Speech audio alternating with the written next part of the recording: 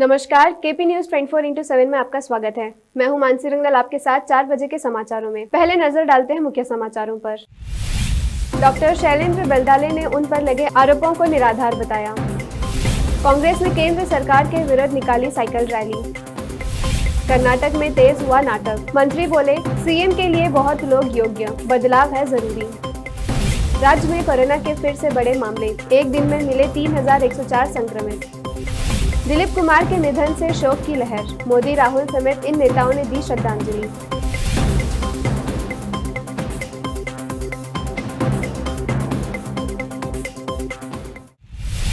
देखते हैं समाचार विस्तार से। पहले समाचार स्थानीय। हाल ही में गैर कानूनी रूप से नकली गुटखा बनाने वाले आरोप को कर्नाटक इंडस्ट्रीज निगम के अध्यक्ष डॉक्टर शैलेंद्र बेलदाले ने सिरे खारिज किया। इस अवसर पर उन्होंने हमारे संवाददाता अमजद पाशा से बात करते हुए कहा कि वहां हैदराबाद में गुटखे के मामले में पकड़े गए शख्स के संबंध में कुछ नहीं जानते। में जो केस हो मुझे तो नहीं मालूम, आप देखिए उससे शैलेंद्र बेलदाले बोलकर है, वो कितने जने बेलदाले नहीं, शैलेंद्र कितना नहीं, सन्नाफ नहीं, मेरा एड्रेस नहीं, कुछ भी नहीं।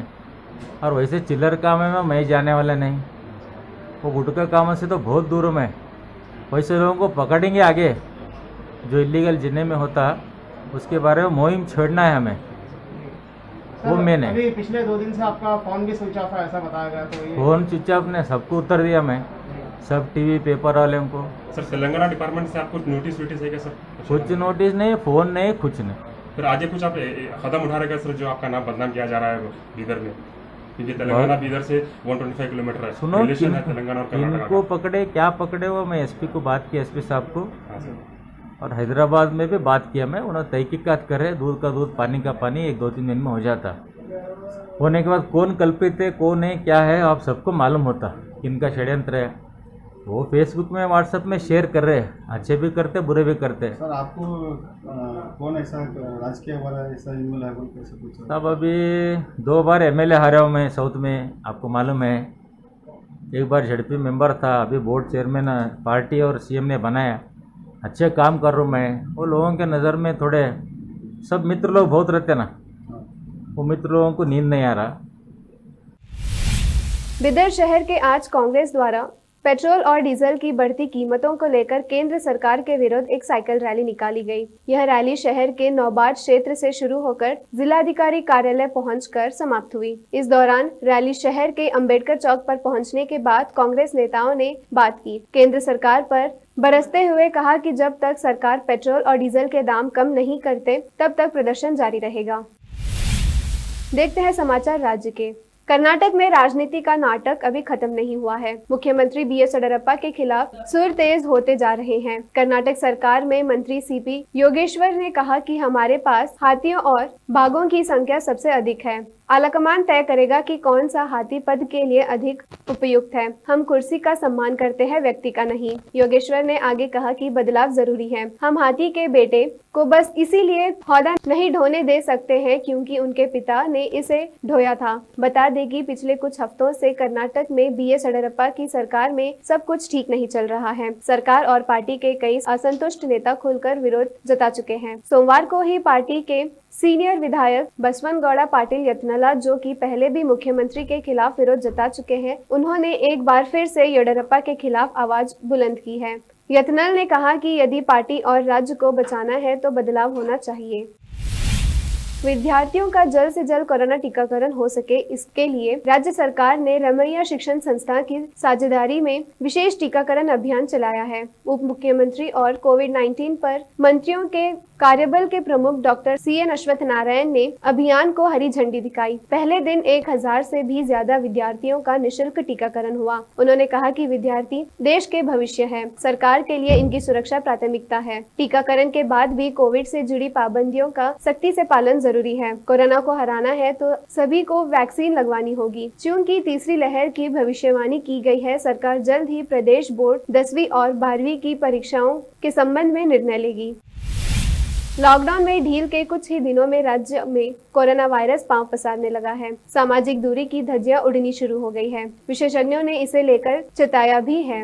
भीड़ कम करने और कोविड से जुड़ी पाबंदियों की अनदेखी नहीं करने की अपील की है। पिछले 24 घंटे के दौरान राज्य में कोविड के 3,104 केस मिले हैं, जबकि 4,992 मरीज ठीक होकर अपने घर लौटे हैं। वहीं बीते एक दिन में कोविड से 92 मौतों की पुष्टि हुई है। इन नए मामलों के साथ राज्य में कोविड के कुल केस बढ़कर 28,59,595 और स्वस्थ हुए मरीजों की संख्या 27,84,030 हो गई है। राज्य में फिलहाल एक्टिव केस 40,016 ही बचे हैं। राज्य में कोविड से कुल 35,526 मरीजों की मौत हुई है। टेस्ट पॉजिटिविटी रेट 2.65%, जबकि केस फैटिलिटी दर 2.96% पहुंच गई है। रिकवरी दर 97.35% है।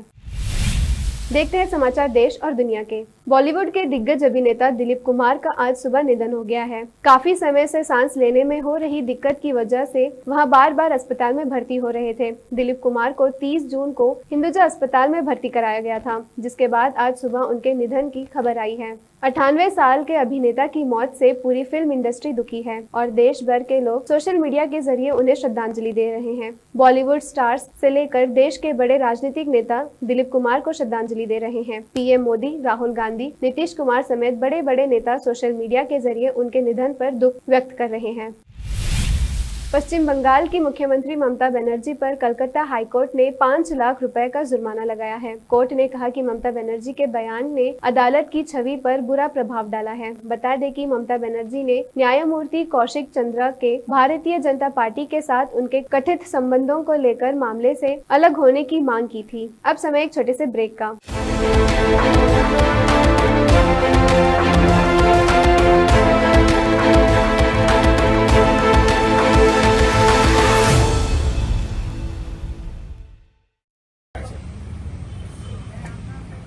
हेलो, हाँ, अरे मेरी बातचीत हो गई यार खान साहब से। तुम बार बार फ़ोन करने का मकसद ही नहीं है। छोड़ दो, तुमको पूरे सर्वर नंबर मालूम है। हाँ भाई, हमारे पास 6 से 6 है। सब पीसफुल है। मैं करता हूँ। अरे भाई, कौन सी न्यूज़ जेन्युइन है, कौन सी न्यूज़ फेक है, कौन सी न्यूज़ नहीं है, कौन सी न्यूज़ पुरानी है, समझ में नहीं आ रहा। एक पे बता रहा 30 जनों को मारे, एक पे बता रहा 15 जनों को मारे। क्या है सही है, क्या गलत है, समझ में नहीं आ रहा। 1000 कंधों में नहीं जाना।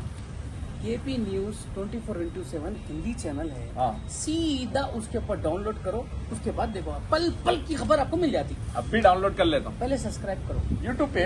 यस, आप लोग भी KP news 24/7 Hindi news channel है, इसको सब्सक्राइब करिए, अप टू डेट रहिए। जल्दी कीजिए।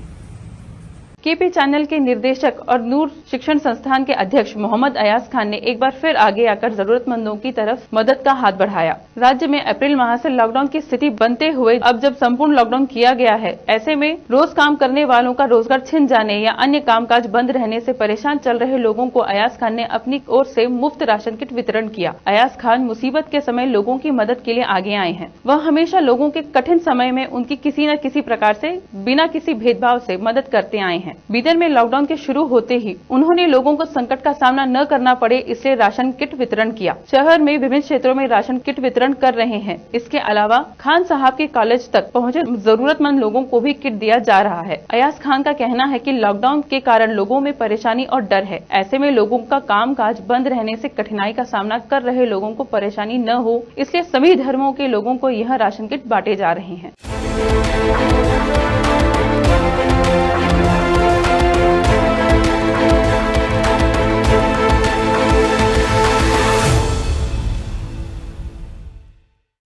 ब्रेक के बाद फिर से स्वागत है आपका। देखते हैं आगे के समाचार।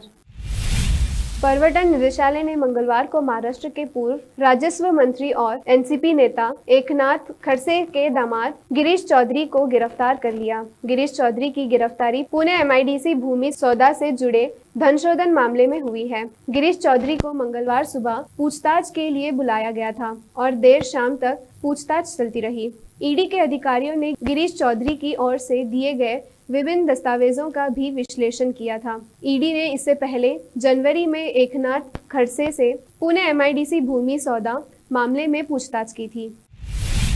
केरल के कोच्चि नौसेना अड्डे पर 19 वर्षीय जवान का शव बरामद हुआ। मंगलवार की सुबह मिले शव पर गोलियों के निशान भी मिले हैं। इस मामले में स्थानीय पुलिस स्टेशन में केस दर्ज करने के साथ ही जांच बोर्ड का भी गठन किया गया है। कोच्चि में दक्षिण नौसेना कमान ने इस घटना के बारे में जानकारी दी। युवा नौसेना कर्मी उत्तर प्रदेश के अलीगढ़ का निवासी था। इस मामले में अप्राकृतिक मौत का केस दर्ज कराया गया है। इजरायल की सांसद मंगलवार को उस कानून की अवधि को विस्तार देने में विफल रही जो उन अरब नागरिकों के पति या पत्नी को नागरिकता या निवास का अधिकार प्रदान करने से रोकता था जो कब्जे वाले वेस्ट बैंक और गाजा के रहने वाले हो। इस कानून को पारित करने में विफल रहने के बाद देश के प्रधानमंत्री नफ्तली बेनेट के नेतृत्व वाली नई गठबंधन सरकार को बड़ा झटका लगा है। अब यह कानून मंगलवार आधी रात से लागू नहीं रहेगा। इस कानून के विरोध में 59 और पक्ष में भी 59 सांसदों ने मतदान किया। बता दें कि यह कानून 2003 में अस्थायी रूप से उस समय लागू किया गया था जब फिलिस्तीनियों ने इजरायल पर कई घातक हमले किए थे। अब समाचार फिल्मी दुनिया के। शगुफ्ता अली ने कहा कि सिने और टीवी आर्टिस्ट एसोसिएशन ने उन्हें कांटेक्ट किया लेकिन उन्होंने मदद लेने से इनकार कर दिया क्योंकि वे लोग काफी कम पैसों से उनकी मदद कर रहे थे। इसके अलावा एक्ट्रेस ने यह भी बताया कि उन्होंने सोनू सूद से मदद मांगने की कोशिश की लेकिन पता चला कि वह आर्थिक तंगी से जूझ रहे लोगों की मदद नहीं करते हैं बल्कि केवल सर्विस देते हैं। देखते हैं खेल जगत के समाचार। इंग्लैंड के खिलाफ वनडे सीरीज से पहले पाकिस्तान को लगा झटका। टीम से बाहर हो सकते हैं हारिस सोहेल। पेनल्टी शूटआउट में इटली ने स्पेन को 4-2 से हराकर यूरो 2020 के फाइनल्स में बनाई जगह। पूर्व दिग्गज क्रिकेटर सचिन तेंदुलकर ने भारतीय ओलंपिक दल को दी शुभकामनाएं। अंत में समाचार बाजार के। मई के महीने के दौरान कोरोना की दूसरी लहर में तेजी के बाद लगे प्रतिबंधों की वजह से जून के महीने में जीएसटी कलेक्शन 1 लाख करोड़ रुपए से नीचे पहुंच गया है। इससे पहले लगातार 8 महीने जीएसटी कलेक्शन 1 लाख करोड़ रुपए से ऊपर रहा था। हालांकि जून में हुआ कुल कलेक्शन बीते साल के इसी महीने के मुकाबले 2% ज्यादा रहा है। फिर एक नजर डालते हैं मुख्य समाचारों पर। डॉक्टर शैलेंद्र बलदाले ने उन पर लगे आरोपों को निराधार बताया। कांग्रेस ने केंद्र सरकार के विरुद्ध निकाली साइकिल रैली। कर्नाटक में तेज हुआ नाटक। मंत्री बोले सीएम के लिए बहुत लोग योग्य, बदलाव है जरूरी। राज्य में कोरोना के फिर से बड़े मामले। एक दिन में मिले 3104 संक्रमित। दिलीप कुमार के निधन से शोक की लहर। मोदी, राहुल समेत इन नेताओं ने दी श्रद्धांजलि।